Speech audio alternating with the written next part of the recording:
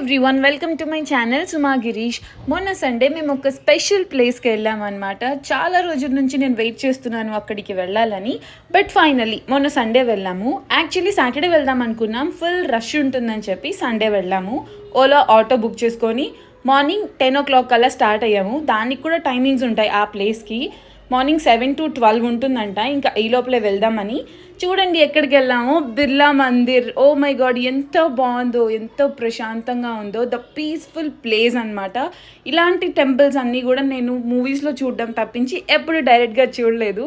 So హైదరాబాద్లో explore చేయాల్సిన places చాలా ఉన్నా కూడా, హైదరాబాద్ వచ్చి చాలా సంవత్సరాలు అయినా కూడా మనకు కొంచెం బద్ధకం అనమాట బయటికి వెళ్ళాలంటే.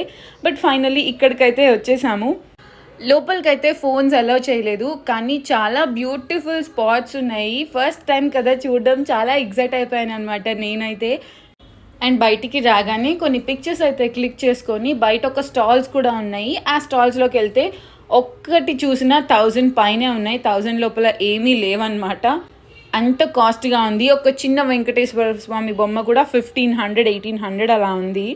ఎక్కడికన్నా బయటికి వెళ్ళాలి అంటే పెద్దోడేమో నా చేతిలో నుంచి అస్సలు దిగడు, చిన్నోడేమో చూడండి వాడైతే ఫుల్ ఎక్స్ప్లోర్ చేస్తుంటాడనమాట. ఎక్కడికి వెళ్ళినా కూడా పెద్దోడైతే ఒక్క ఫోటో తీసుకుంటాను దిగరా అన్నా కూడా వాడు దిగలేదు.